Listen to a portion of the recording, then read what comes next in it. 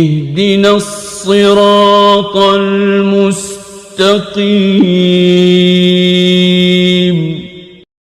അസ്സലാമു അലൈക്കും വറഹ്മത്തുള്ളാഹി വബറകാതുഹു. ഇന്നലെ നമ്മുടെ അസ്ലം മൗലവി വിഷയം ചോദിച്ചിരുന്നു. ഞാൻ മുമ്പ് വിഷയം ഗ്രൂപ്പിൽ ഏകദേശം മെയ് 29 ചർച്ച ചെയ്തപ്പോൾ ആ വിഷയം പറഞ്ഞതാണ്. അതിൻ്റെ ഭാഗത്ത് നമ്മുടെ ഒരു മുഹ്സിൻ എന്ന ഒരു പേരിലുള്ള ഒരാൾ ചോദിച്ചിരുന്നു ഈ ഗ്രൂപ്പിൽ. അപ്പോൾ നമ്മൾ വിശദീകരിച്ചായിരുന്ന വിഷയം. അപ്പോൾ അതാണ് ടാഗ് ചെയ്തത്. അപ്പോൾ ഒന്നും കൂടി അത് പറയാണ്, നമ്മുടെ അസ്ലം മൗലവിക്ക് വേണ്ടി പറയാണ്. അപ്പോൾ സലഫുകൾക്ക് അതിൻ്റെ അർത്ഥം അറിയില്ല എന്ന് നമുക്ക് പറയാൻ പറ്റില്ല. ഈ ഖുർആൻ കഴിഞ്ഞാൽ അസഹുൽ കുത്തുബി ബഅദ കിതാബില്ല, പരിശുദ്ധമായ ഖുർആനിന് ശേഷം ഏറ്റവും സ്വീകാര്യമായ കിതാബാണ് സ്വഹീഹുൽ ബുഖാരി. ആ സ്വഹീഹുൽ ബുഖാരി ഇമാം ബുഖാരി അംഗീകരിച്ചുകൊണ്ട് ഉദ്ധരിക്കുകയാണ്, വിമർശിക്കാൻ വേണ്ടിയില്ല, അംഗീകരിച്ചുകൊണ്ട് ഇസ്തവയുടെ അർത്ഥം പറയാൻ വേണ്ടി ഉദ്ധരിച്ചതാണ് ഇമാം മുജാഹിദ് റഹ്മത്തുള്ളാഹി അലൈഹി. ഇമാം മുജാഹിദ് റഹ്മത്തുള്ളാഹി അലൈഹി ഒറിജിനൽ സലഫിയാണ്, ഇമാം ബുഖാരിയും സലഫിയാണ് അല്ലേ. ഇവരൊക്കെ ഹിജ്റ 300 മുമ്പ് ജീവിച്ച ആളുകളാണ്. അപ്പോൾ ഇമാം മുജാഹിദ് റഹ്മത്തുള്ളാഹി അല എന്നതിന് ഇസ്തവാക്ക് അല എന്ന അർത്ഥം കൊടുത്തു. ഇവിടെ ചില ആളുകൾ അർത്ഥം അറിയില്ല എന്ന് പറയാണ്. എന്നാൽ ഇമാം മുജാഹിദ് റഹ്മത്തുള്ളാഹി അർത്ഥം അറിയാം. ഇസ്തവയുടെ അർത്ഥം അല എന്നാണ്. ഇസ്തവ എന്ന് പറഞ്ഞാൽ അള്ളാഹുവിനെ കുറിച്ചുള്ള ഇസ്തവ പറയുമ്പോഴാണ്. അർ-റഹ്മാൻ അലൽ അർശ് ഇസ്തവ പോലുള്ള ആയത്തുകൾ വിശദീകരിക്കുന്ന ആ ഭാഗത്താണ് അത് പറയുന്നത്. അപ്പോൾ ഇസ്തവ അർത്ഥം അല എന്ന് കൊടുത്തപ്പോൾ ഞാൻ അവിടെ മുകളിൽ ആവുക എന്നർത്ഥം കൊടുത്തു. ഇസ്തവ അലൽ അർശ്, അർശിന്റെ മേൽ മുകളിലാവുക, മുകളിലാവുന്ന മനഃപൂർവ്വം കൊടുത്തതാണ്. അല എന്നതിന് അപ്പോൾ ഇർത്തഫ എന്ന അർത്ഥം കൊടുക്കുന്നുണ്ട്. അതുപോലെ തന്നെ പിന്നെ ഇസ്തവാക്ക് തന്നെ മറ്റൊരർത്ഥം കൊടുക്കുന്നുണ്ട്. ഖഅദ എന്ന അർത്ഥം കൊടുത്ത പണ്ഡിതന്മാരുണ്ട്, ഇരിക്കുക എന്ന അർത്ഥം കൊടുത്തിട്ടുണ്ട്. ആ പണ്ഡിതന്മാർ പല അർത്ഥം കൊടുത്തിട്ടുണ്ട്. അപ്പൊ അർത്ഥം ഉണ്ടെന്ന് ഉറപ്പാണ്. അവന് ഏത് അർത്ഥം എന്നുള്ളതാണ് പിന്നെ നോക്കേണ്ടതുള്ളൂ. അപ്പൊ അർത്ഥം അറിയില്ല എന്ന വാദം എന്തായാലും അവിടെ പൊളിയും. അർത്ഥം അറിയില്ലായിരുന്നു അവർക്ക് എന്ന വാദം അവിടെ എന്തായാലും പൊളിയും.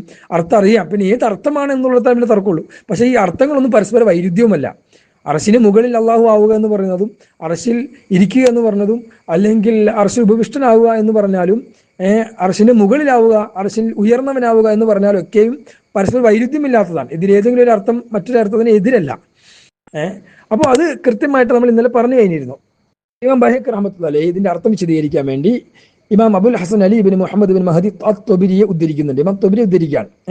വദഹബ അബുൽ ഹസൻ അത്തൊബരി അലി എന്ന് പറഞ്ഞിട്ടാണ് തുടങ്ങുന്നത്. ആണ് പറയുന്നത് കേട്ടോ. അന്നല്ലാഹു തആല ഫിസ് സമ, അല്ലാഹു സുബ്ഹാനഹു വ തആല ആകാശത്തിലാകുന്നു, തീർച്ചയായും. ഫൗക കുല്ലി ഷൈ, എല്ലാ വസ്തുക്കളും മുകളിലാകുന്നു. മുസ്തവിൻ അലാ അർശിഹി, അവന്റെ അർശിന്റെ മേൽ അവൻ ഇസ്തിവ ആകുന്നു. അപ്പോൾ ഇസ്തിവന്റെ അർത്ഥം ഞാൻ പറയുന്നില്ല, കാരണം ശേഷം പറയുന്നുണ്ട്. അവന് അർത്ഥം പറയുന്നത് ബിമഅന അന്നഹു ആലിൻ അലൈഹി, അതിന്റെ അർത്ഥം എന്താണ്? അവൻ അർശിന്റെ മേൽ ഉയർന്നവനായി, അർശിന്റെ മേൽ മുകളിൽ ആയി എന്നർത്ഥം. അർശിന്റെ മുകളിൽ ആയി. അപ്പോൾ മാഅന ഇസ്തിവ, ഇസ്തിവാന്റെ അർത്ഥം അൽ ഇഅ്തിലാ, ഉയർന്നവനാവുക, മുകളിലാവുക എന്നുള്ളതാണ്. ഏതുപോലെ അതാണ് ആ എന്താണ് ഈ മുകളിലാവുക, ഉയർന്നവനാവുക കൊണ്ട് ഉദ്ദേശിക്കുന്നത്? അത് ശേഷമുള്ള ഇബാറത്തിൽ പറയുന്നതോടുകൂടി നമ്മുടെ ആ സംശയത്തിന് മാറാണ്. നോക്കിയേ, കമാ യഖൂലു ഇസ്തവൈതു അലാ ദഹരി ദാബ, ഞാൻ മൃഗത്തിന്റെ മുതുകിന്റെ മേലായി. മൃഗത്തിന്റെ മുതുകിന് മേലാവുക എന്ന് പറഞ്ഞാൽ മൃഗത്തിന് മുകളിൽ കയറി ഇരിക്കുന്നതിനാണ് പറയാ. അതിന് മുകളിൽ ആവുക എന്ന് പറഞ്ഞാൽ ഓക്കെ. അതുപോലെ തന്നെ വസ്തവൈതു അല സത്ഹിന, മച്ചിന്റെ മുകളിലാണ്. മച്ചിന്റെ മുകളിൽ കയറിയിരുന്ന ആളെ കുറിച്ച് അയാൾക്ക് പറയാം വസ്തവൈതു അല സത്ഹ എന്ന് പറയാം. ബിമഅന അലൗതു. അതുപോലെ തന്നെ വസ്തവത്തി ശംസു, സൂര്യൻ ഇസ്തിവ ചെയ്തു. അല റസിന്റെ തലയുടെ മുകളിൽ സൂര്യൻ ഇസ്തിവായി എന്ന് പറഞ്ഞാൽ സൂര്യൻ എന്റെ തലയുടെ മുകളിൽ ആയി, തലയുടെ മുകളിലായി. വസ്തവത്തൊരു അല ഖിമ്മത്തി റസി, എന്റെ തലയുടെ ഉച്ചിയുടെ മുകളിൽ എന്തായി? പക്ഷിയായി. എപ്പോൾ? ബിമഅന അലാ ഫിൽ ജൗ, ആ പക്ഷി അന്തരീക്ഷത്തിൽ ഉയർന്നു നിൽക്കുന്നു. ആ അർത്ഥത്തിൽ മനസ്സിലായോ? പക്ഷി അന്തരീക്ഷത്തിൽ പക്ഷി നിൽക്കാണ്. ഞാൻ താഴെ, നമ്മൾ സാധാരണ നമ്മൾ താഴെ നിൽക്കുന്നതാണ്, മുകളിൽ കൂടി പക്ഷിയൊക്കെ പറന്നു, ഫ്ലൈറ്റ് ഒക്കെ പറന്നു. അപ്പോഴും എന്ത് പറയും? ഇസ്തവത്തൊരു അല ഖിമ്മത്തി റസിന്റെ തലയുടെ മുകളിൽ എന്തായി? പക്ഷി ഇസ്തിവ ആയി, മുകളിൽ ആയി. ഫവുജിദ ഫൗക റസി, അങ്ങനെ എന്റെ തലയുടെ മുകളിൽ പക്ഷി എത്തിക്കപ്പെട്ടു. അപ്പൊ ഈ പറഞ്ഞതിന്റെ അർത്ഥം എന്താ? ഇസ്തവ എന്ന് പറഞ്ഞാൽ അല എന്നാണ്. എന്ന് പറഞ്ഞാൽ ഒരു വസ്തു മറ്റു വസ്തു മുകളിലാവുക എന്നാണ്. മുസ്തവിൻ അല അർശി എന്ന് അള്ളാഹിനെ കുറിച്ച് പറയുമ്പോൾ അതിന്റെ അർത്ഥം അതാണ്. അപ്പൊ ഞാൻ ചോദിക്കട്ടെ, അർത്ഥം അറിയില്ല, തഫ്വീദുൽ മഅനയാണ് യഥാർത്ഥ സലഫിയ്യത്ത് എന്ന് പറയുന്നവർ. ഞാൻ ചോദിക്കുകയാണ്, ഇമാം മുജാഹിദ് റഹ്മത്തുള്ളാഹി തള്ളൂ? അത് ഉദ്ധരിച്ച് ഇമാം ബുഖാരിയെ തള്ളോ? ഇതിന് തള്ളാൻ പറ്റുന്ന കിതാബിലാണോ എഴുതിയേക്കുന്നത്? വലിയ നസായിലോ ഇബ്നു മാജയിലൊക്കെ നമുക്ക് എന്തെങ്കിലുമൊക്കെ ഒരു പൊടിക്കാൻ നോക്കായിരുന്നു, എങ്ങനെയൊക്കെ തള്ളിക്കളയാന്ന്. പക്ഷേ ഇത് ബുഖാരി തന്നെ വന്നു കഴിയുമ്പോൾ പിന്നെ എന്ത് ചെയ്യാൻ പറ്റും? അത് ഇമാം മുജാഹിദിനെ കുറിച്ച് പറയുമ്പോൾ ഇമാം മുജാഹിദിനെ തള്ളുന്ന സുന്നി ലോകത്തുണ്ടോ? അവന് സുന്നിയാണോ? ഇമാം ബൈഹഖി റഹ്മത്തുള്ളാഹി അത് ഇമാം തൊബരിന്ന് ഉദ്ധരിക്കുകയും ചെയ്തു. കൃത്യമായിട്ട് അർത്ഥം വിശദീകരിക്കുന്നത് മാത്രമല്ല, ഉദാഹരണ സഹിതം വിശദീകരിച്ചു. നമുക്കിനി അവിടെ എന്ത് തർക്കിക്കാനാ?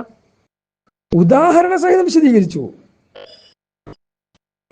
അപ്പോ ഞാൻ പറഞ്ഞു വന്നത്, ഈ ഇസ്തിവ എന്നതിന് പല പണ്ഡിതരും പല അർത്ഥം കൊടുത്തിട്ടുണ്ട്. ഈ ഖഅദ എന്ന അർത്ഥം കൊടുത്തത് ഞാൻ പറഞ്ഞു, നമ്മുടെ ദേവബന്ദി പണ്ഡിതർ കൊടുത്തിട്ടുണ്ട്. ഖഅദ എന്ന അർത്ഥം കൊടുത്തിട്ടുണ്ട്. ആ അർത്ഥം കൊടുത്തപ്പോഴും അവർ പറയുന്നത് കൈഫിയത്ത് അറിയില്ല. അപ്പൊ അങ്ങനെ അർത്ഥം കൊടുത്തു വെച്ചപ്പോൾ കൈഫിയത്ത് നമ്മൾ വിശദീകരിക്കാത്തടത്തോളം ഇവിടെ ഒന്നും പ്രശ്നമേ വരുന്നില്ല. കൈഫിയത്ത് പറയുമ്പോഴാണ് പ്രശ്നം വരുള്ളൂ, അല്ലാത്തടത്തോളം ഈ പ്രശ്നം തന്നെ വരുന്നില്ല. അതുകൊണ്ട് തന്നെയാണ് ഇമാം തിർമിദി റഹ്മത്തുള്ളാഹി അലൈഹി തന്റെ പിന്നെ സുനൻ തിർമിദിയിൽ പിന്നെ ഹദീസ് ഉദ്ധരിക്കുന്നതിന്റെ കീഴിൽ പറഞ്ഞത്, ജഹ്മിയാക്കൾ നിന്ന് തഅ്വീൽ ചെയ്തപ്പോൾ അഹ്ലു സുന്ന തഅ്വീൽ ചെയ്തിട്ടില്ല. ഇവിടെ തശ്ബീഹ് വരണമെങ്കിൽ യദുൻ കഐദീന അല്ലെങ്കിൽ യദുൻ സമഉൻ കസംഇന ആ രൂപത്തിലുള്ള പ്രയോഗങ്ങൾ നടത്തിയാലാണ്. ആ രൂപത്തിൽ എന്ന് പറഞ്ഞാൽ മിസ്ല് ക, തശ്ബീഹിന്റെ കാഫ് ഉസ്താമാർക്ക് അറിയാലോ, അതുപോലെ തന്നെ മിസ്ല് ഇതുപോലുള്ള പദം ഉപയോഗിച്ച് സൃഷ്ടികളിലേക്ക് ചേർത്ത് പറയുമ്പോഴേ തശ്ബീഹ് വരുള്ളൂ.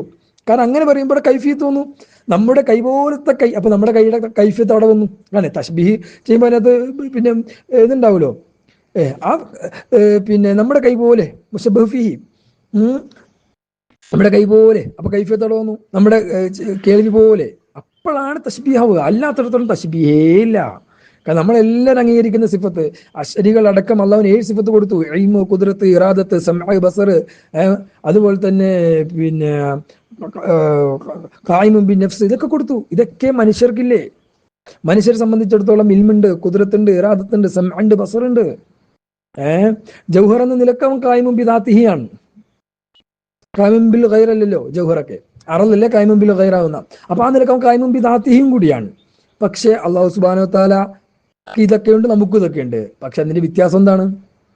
വ്യത്യാസം വ്യക്തമാണ്, എല്ലാവർക്കും അറിയാം. അള്ളാഹുവിന്റെ സമൂഹം നമ്മുടെ സമൂഹം വ്യത്യാസമുണ്ട്. അപ്പൊ അള്ളാഹ് കേൾക്കുന്നു എന്ന് പറയുമ്പോൾ നമ്മൾ ആ കേൾക്കുന്നു എന്ന് പറയുമ്പോൾ മുശബ്ബിഹാവോ? അള്ളാഹ് കാണുന്നവനാണ്, അറിയുന്നവനാണ്, അള്ളാഹ് ഉദ്ദേശമുള്ളവനാണ്, ഇറാദത്തുന്നൊക്കെ പറഞ്ഞാൽ സൃഷ്ടികളുടെ സാദൃശ്യം ഇല്ല. നമ്മുടെ കേൾവി പോലെ എന്ന് പറഞ്ഞാൽ അപ്പൊ തന്നെ മുശബ്ബിഹായി. അതുപോലെ നമ്മുടെ കാഴ്ച പോലെ. അങ്ങനെ പറയാത്തിടത്തോളം, കൈഫിയത്തിന് വിശദീകരിക്കാത്തിടത്തോളം ഇവിടെ പ്രശ്നമേ ഇല്ല. അതുകൊണ്ടാണ് തഖി ഉസ്മാനി മൗലാന പറഞ്ഞത് ഇതൊക്കെ ലഫ്ലിയ തർക്കാണ്, ഇതൊക്കെ വെറും ലഫ്ലിയ തർക്കാണ്, ഇവിടെ കിടന്ന് വെറുതെ തർക്കിച്ച് സമയം കളയേണ്ടതെന്ന് മൗലാന പറഞ്ഞത്. അപ്പൊ ഞാൻ പറഞ്ഞു വന്നത്, ഇവിടെ ഈ വിഷയം വളരെ കൃത്യമാണ്. ഇസ്തവ അലൽ അർശ്, അത് നിങ്ങൾ മുത്തശാബിഹത്തിൽ പെടുത്തിക്കോ. ഇത് മുത്തശാബിഹത്തിൽ പെടുത്തലും പെടുത്താതിരിക്കലും ചർച്ചയുടെ മർമ്മമില്ല. കാരണം അർത്ഥം അറിയുന്ന മുത്തശാബിഹാത്തുണ്ട്, അർത്ഥം അറിയാത്ത മുത്തശാബിഹാത്തുണ്ട്. പിന്നെയാണ് മുത്തശാബിഹത്തിൽ പെടുത്തിയതുകൊണ്ട് എന്താ ഗുണം എന്ന് വെച്ചാൽ അതിന് പൂർണ്ണമായും അതിന്റെ യാഥാർത്ഥ്യത്തിലേക്ക് എത്തിച്ചേരാൻ പറ്റൂല പൂർണ്ണമായിട്ട്. അതുകൊണ്ടല്ലേ മുത്തശാബിഹാത്തിൽ നാസിഖ് മൻസൂഖ് എടുത്തിയത്. മൻസൂഖായ ആയത്തുകൾ മുത്തശാബിഹാത്ത് എന്ന ഇബ്നു അബ്ബാസ് റളിയല്ലാഹുവിന്റെ ഖൗൽ തന്നെയുണ്ട്. മൻസൂഖായത് മുത്തശാബിഹാത്ത് എന്ന് പറഞ്ഞാൽ അതിന്റെ അർത്ഥം അറിയില്ല എന്നല്ല, അതിന്റെ അർത്ഥം അറിയാം. പക്ഷേ അതിന്റെ കാര്യകാരണങ്ങളോ അതിന്റെ ഹക്കീക്കത്തോ എന്തുകൊണ്ട് അള്ളാഹു അതിനെ നസ്ഖ് ചെയ്തു എന്നോ അതൊന്ന് കൃത്യമായിട്ട് നമുക്ക് മുഹ്കമാത്തുകൾ വിശദീകരിക്കുന്നത് പോലെ അതിന്റെ 4 വശവും നമുക്ക് വിശദീകരിക്കാൻ പറ്റൂല, തഫ്സീർ ചെയ്യാൻ പറ്റൂല. അത് തന്നെയാണ് ഇവിടെ മുത്തശാബിഹാത്ത് കൊണ്ട് നമ്മൾ മുത്തശാബിഹാത്ത് എന്ന് പറഞ്ഞാലും പറഞ്ഞില്ലെങ്കിലും ഇത് മുത്തശാബിഹാത്താണെന്ന് പറയുന്നവരും പറയാത്തവരും എല്ലാവരും അംഗീകരിക്കുന്ന ഒരു കാര്യമാണ്. അള്ളാഹുവിന്റെ അസ്മാ സിഫാത്തുകൾ നമുക്ക് എന്ത് ചെയ്യാൻ പറ്റില്ല, പൂർണ്ണമായി വിശദീകരിക്കാൻ പറ്റൂല. അതുകൊണ്ടല്ലേ പാലംപൂരി ഉസ്താദ് പറഞ്ഞത് തോടാ സംജേക, കുറച്ച് മനസ്സിലാകും. പൂരി കൈഫിയത്ത് മാലും നഹി ഹോക, അല്ലെ മുഴുവൻ രീതിയും കൈഫിയത്ത് നമുക്ക് മനസ്സിലാകൂല. ഏതുപോലെ പാലംപൂരി ഉസ്താദ് പറഞ്ഞു, എന്ത് സ്വർഗത്തിലെ പഴങ്ങൾ പോലെ, സ്വർഗത്തിലെ ആഖിറത്തിലെ കാര്യങ്ങൾ പോലെ. അല്ലെ, സ്വർഗത്തിലെ പഴമുണ്ട്, ഇവിടുത്തെ പഴം പോലെയല്ല. സ്വർഗത്തിലെ കള്ളുണ്ട്, ഇവിടുത്തെ കള്ള് പോലെയല്ല. അപ്പൊ അതിന്റെ കൈഫിയത്ത് പൂർണ്ണമായിട്ട് മനസ്സിലാക്കാൻ പറ്റില്ല. ആ രൂപത്തിൽ നിങ്ങൾ മുത്തശാബിഹാത്ത് എന്ന് പറഞ്ഞു, ഇവിടെ തർക്കമേ ഇല്ല. കാരണം മുത്തശാബിഹാത്ത് എന്ന് പറയലും പറയാതിരിക്കലും പ്രശ്നം നമുക്ക് ഈ പറയുന്ന വിഷയത്തിൽ വരുന്നില്ല. കാരണം മുത്തശാബിഹാത്ത് എന്ന് പറഞ്ഞാലും ഇല്ലെങ്കിലും അർത്ഥം അറിയുക, അർത്ഥം അറിയാതിരിക്കുക എന്നത് ഒരു കാര്യം മുത്തശാബിഹാത്ത് ആകുന്നതിനോ ആകാതിരിക്കുന്നതിനോ തടസ്സമേ അല്ല. അതിന്റെ പൂർണ്ണമായ വിശദീകരണം അറിയുക, അറിയാതിരിക്കുക എന്നതാണ് അവിടുത്തെ പ്രശ്നം. അത് മൻസൂഖായത്തിന്റെ വിഷയത്തിൽ പറഞ്ഞിട്ടുണ്ട്. ചില പണ്ഡിതന്മാരും മുൻഗാമികളായ പ്രവാചകന്മാരുടെ സംഭവങ്ങൾ അത് മുത്തശാബിഹാത്ത് എന്ന് പറഞ്ഞിട്ടുണ്ട്. അതുകൊണ്ട് ഇതൊന്നും വലിയ വിഷയമുള്ള കേസല്ല. മുത്തശാബിഹാത്ത് ആകാതിരിക്കുക, അർത്ഥം അറിയുവോ ഇല്ലയോ നമ്മുടെ വിഷയതാണ്. ഇമാം മുജാഹിദ് റഹ്മത്തുള്ളാഹി അർത്ഥം പറഞ്ഞു, അല എന്ന അർത്ഥം പറഞ്ഞു. ഈ അല എന്ന അർത്ഥം എന്താണെന്ന് ഇമാം തൊബരി ഉദ്ധരിച്ചുകൊണ്ട് ഇമാം ബഹേക്കി പറയുന്നു. എന്നിട്ട് വളരെ കൃത്യമായിട്ട് ഇമാം ബഹേക്കി പറയുന്നു, ഇമാം തൊബരി ഉദ്ധരിച്ചുകൊണ്ട്, ഒരു സൂര്യൻ നമ്മുടെ തലയുടെ മുകളിലാകുന്നത് പോലെ, പക്ഷി നമ്മുടെ തലയുടെ മുകളിലാകുന്നത് പോലെ, നമ്മൾ മൃഗത്തിന്റെ മുകളിലാകുന്നത് പോലെ, മച്ചിന്റെ മുകളിലാകുന്നത് പോലെ, ആ സമയത്ത് നമ്മൾ ഇസ്തവ ഉപയോഗിക്കുമ്പോൾ എന്താണോ അതിന്റെ അർത്ഥം, ഒരു വസ്തു മറ്റു വസ്തു മുകളിലാവുക, ഇതേ അർത്ഥമാണ് മുസ്തവിൻ അല അർശി എന്ന അള്ളാഹുവിന്റെ ഇസ്തിവാന്റെ അർത്ഥവും. വളരെ കൃത്യമായിട്ട് പറഞ്ഞില്ലേ. ഇനി നമ്മൾ ഏറ്റവും ചുരുങ്ങിയ പക്ഷം അർത്ഥം അറിയാമെന്ന് പറഞ്ഞ സലഫുകൾ ഉണ്ടെന്നെങ്കിൽ അംഗീകരിക്കേണ്ടി വരൂലേ? അതും നിസാരക്കാരല്ലാത്ത ഇമാം മുജാഹിദിനെ പോലുള്ള ഇമാം തൊബരിയെ പോലുള്ളവരൊക്കെ തഫ്സീർ തൊബരിയിൽ ഈ വിഷയം വളരെ കൃത്യമായിട്ട് പറയുന്നുണ്ട്. നമ്മൾ മുമ്പ് ഉദ്ധരിച്ചിട്ടുണ്ടെന്നാണ് എൻ്റെ ഓർമ്മ. തൊബരി കൃത്യമായിട്ട് പറയുന്നില്ല. ഇമാം ഖുർത്തുബിയും പറയുന്നില്ല സലഫിന്റെ മദ്ഹബ് എന്താണെന്നുള്ള വിഷയം. അവർ കൈഫിയത്താണ് അറിയില്ല എന്ന് പറഞ്ഞിട്ടുള്ളൂ.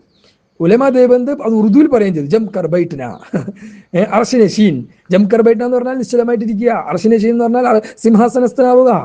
അത് ഉറുദുവിലും പറഞ്ഞു. അപ്പൊ ഇസ്തവ എന്നതിന് ഏകദേശം 12-13 അർത്ഥം അറബി ഡിക്ഷണറിയിൽ കാണാം. അതിൽ നിന്നും ഒരു അർത്ഥം ഒരു സെലക്ട് ചെയ്തിട്ടുണ്ടെങ്കിൽ അതിന്റെ അർത്ഥം എന്താ? അതിന്റെ അർത്ഥം അതാണ്, അർത്ഥം മനസ്സിലാക്കിയതാണ്.